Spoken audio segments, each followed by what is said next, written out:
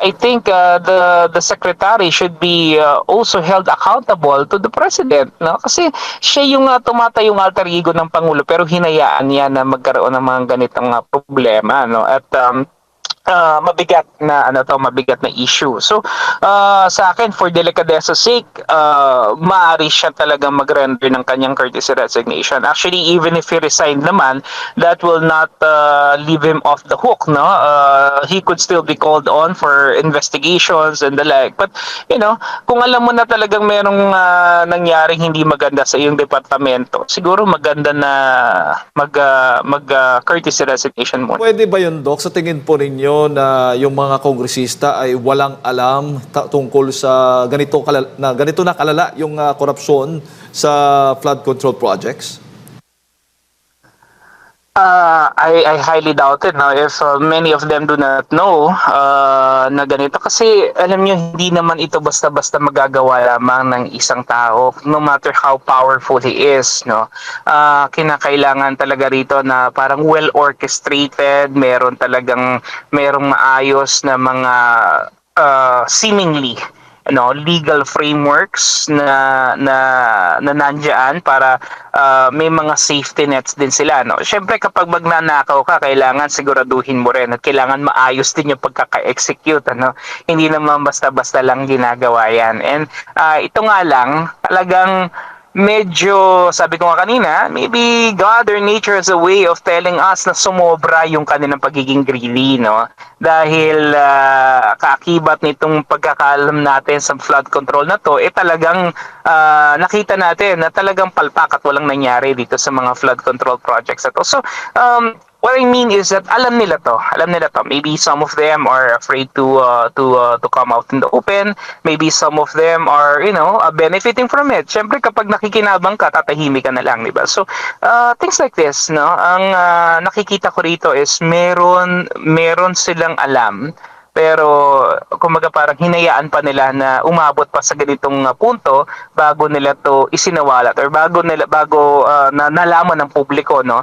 And right now I hope that many of them will also come out in the open para ilatag din naman yung kanilang nalalaman tungkol dito. Opo, bago ko lang ipasa kay Partner Admar, Prof, sa tingin mo sa panig naman po ng DPWH, lalo na po yung kalihim, Secretary Bonoan, siya'y mag-resign na dito sa kanyang panunungkulan at kaugnay na rin sa mga panawagan na siya'y mag-resign dahil nga sa controversial na flood control projects na ito.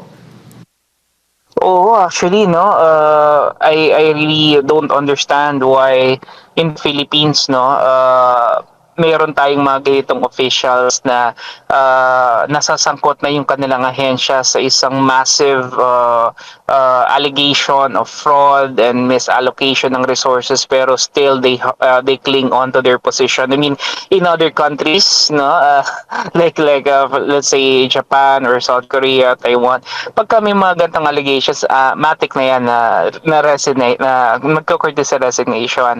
But maybe one of the reasons why he is not resigning is because maybe he would like to also clear out his name. Kaya lang kasi ang hirap i-reconcile yung idea, yung thought na you were at that position and you were supposed to be in control of it, and yet you allowed it under your nose, diba? So I mean, you're the alter ego of the president. Kung nagagalit ang Pangulo regarding what happened right now, I think the secretary should be also held accountable to the president, no? Kasi siya yung tumatayong alter ego ng Pangulo pero hinayaan niya na magkaroon ng mga ganitong problema, no? At mabigat na issue. So sa akin, for delicadeza sake, maaari siya talaga mag-render ng kanyang courtesy resignation. Actually, even if he resigned naman, that will not leave him off the hook, no.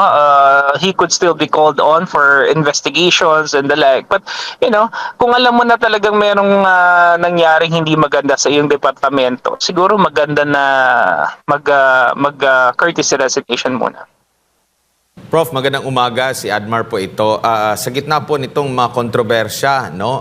2024, pati ang 2025, na inilaan na pondo para po sa flood control projects. Nakikita niyo po ba o dapat pa bang magpondo for 2026 budget para sa flood control sa gitna po ng kontrobersyang kinakaharap ngayon ng mga flood control project pa lang ito, hindi pa nabubuksan. Sabi nga ni Yes. Senador Ping Lacson na ang pinag-uusapan pa lang dito ay flood control projects, hindi pa po yung iba pang mga infrastructure project.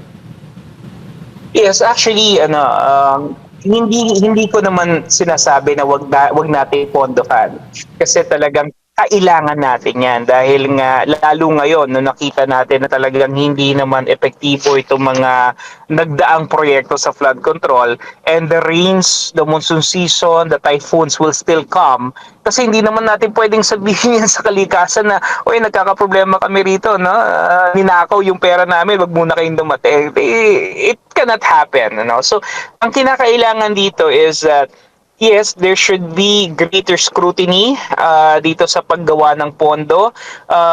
Sa tingin ko, magandang panimula yung sinasabi ni Speaker na magkaroon ng mga iba't ibang mga, we call this onlookers and observers do sa budget deliberation which is currently happening right now in the Congress.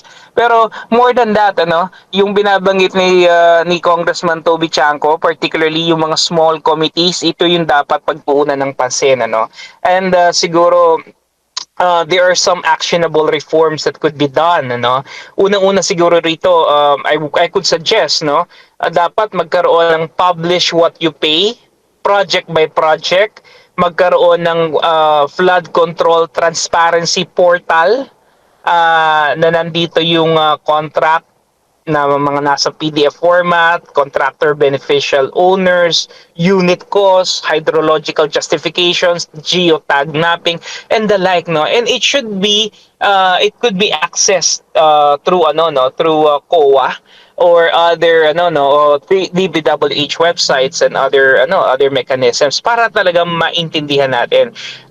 Kasi if there is greater public participation, particularly sa budget creation, magkakaroon ng takot itong mga lawmakers na to, na magkaroon ng mga illegal insertions kasi alam nila maraming matang nakatingin, Pero kung sila lang ang gagawa nito behind closed doors na hindi nila tayo i-involve, talagang mauulit at maulit yung problema, So I also suggest na sana magkaroon ng yung planning. Dapat ma-require lahat ng flood projects. It should be traced to an approved basin-wide master plan. Kasi ang hirap kapag wala tayong basin-wide master plan, saan pupunta yung tubig? Kahit sabihin natin magkaroon ka ng flood control, it will just result to another problem. And that is a failure of policy making. Kapag gumagawa ka ng polisiya at yung policy mo na yon nagiging dahilan para maging another problem or magresulta into another problem, then that is a failure, So I think the DBM should reject, any plan that is not justified according to this plan, basically. Opo, kaya bang igiit po ni President Bongbong Marcos? Kasi 'di ba nabanggit niya sa kanyang SONA na kung ano yung kanilang hiniling ay yun lang dapat ang doon lang maglalaro dapat yung pondo at hindi na maaari yung dadagdagan pa. Pero pag natapos na itong GAB at perma na lang ng Pangulo, kakayanin ba niyang igiit na yung kanilang request lamang ang bigyan ng or gawing batas, Prof? Well, that should be the case, Kasi dapat talaga naka-angkla yan doon sa National Expenditure Program. At ito nga tayo nagkakaproblema sa budget natin, dahil nga ang dami-daming mga midnight insertions na nangyayari. And normally, these are done behind closed doors. Kaya wala talagang maayos na transparency mechanism dito. So, I think the President should really, plain and simple, kung ano lang yung talagang nakalagay doon, yun lang sundin. That's the purpose naman why we have the NEP, in the first place. Siguro talagang the President should really crack the whip this time around. And yun nga, panagutin talaga yung mga nagkasala dito sa usapin na to. And Yun nga, dito natin makikita kung talagang meron ngipin, may sapat na pangil ang administrasyon na to para talaga panagutin, hindi lamang yung mga contractors, kundi mas mahalaga rito makita natin yung mga congressmen na involved dito ang talagang mapanagot ng ating Pangulo.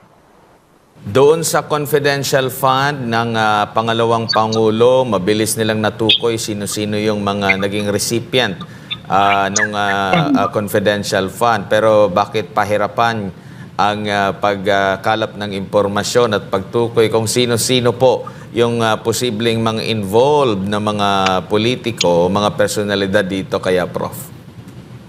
Yun nga ang nakakalungkot talaga, no? Kasi we're sa confidential fund ng Vice President, the data shows that it's only 125 million. Sinasabi na maliit na halaga, no? Pero kumpara naman dito sa billion and trillion na inabot itong flood control project pa lang, no?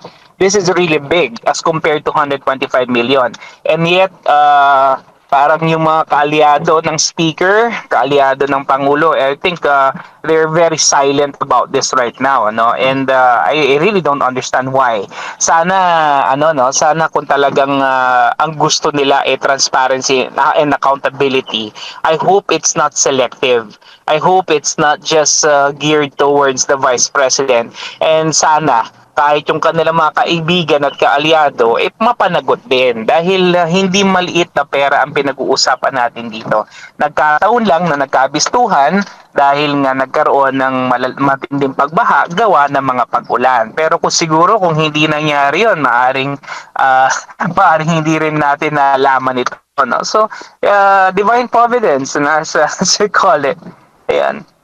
Opo, at ang isa sa mga sikat at kontrobersyal na scam na nangyari sa bansa, kung maalala nyo po, Prof, ay yung PDAF scam way back sa Aquino administration. Pero nagkakahalaga lang ito ng 10 billion pesos.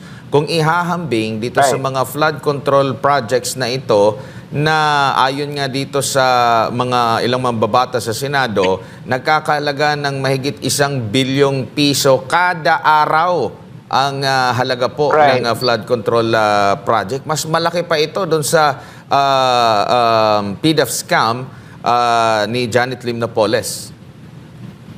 That's right. Ito nga po yung tinitignan natin dito talaga.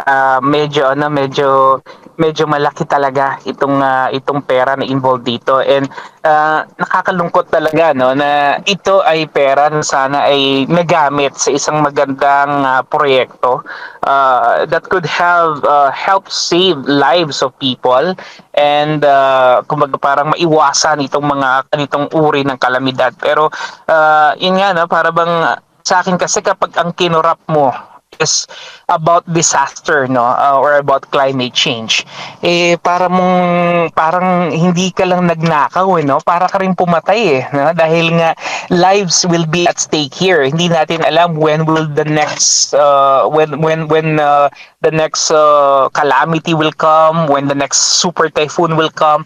And if we don't have enough preparedness, if we do not have enough preparatory mechanisms in place, mauulit at mauulit yung mga nagdaang mga kalamidad na to na marami talaga nagbuwis ng buhay. So think of themselves not just as hindi lang sila basta-basta magnanakaw, kundi para rin silang mga mamamatay tao. I don't know if they're actually realizing that. I don't know if they even understand the magnitude of what they're doing. Pero siguro para sa kanilang mahalaga nakapagnakaw sila, yumayaman sila at the expense of many people and their sufferings. And I think hindi to talaga dapat na nangyayari. Way back 2013, Prof, meron pong tinawag na Belica ruling, kaugnay nga po dito sa pork barrel o PDAF scam. Nakikita nyo po bang dapat na itong i-review? Baka merong dito sa desisyon ng Korte Suprema na malinaw na may paglabag sakali man dito po sa pagbabudget ng ating gobyerno. Yes, I really agree, no, na dapat talaga i-revisit na natin siya. And I think the only way by which we could do this siguro is magkaroon din tayo ng mga parang interagency, not just fact finding pero interagency mechanisms din para makakuha talaga tayo ng sapat na ng sapat na datos, no, para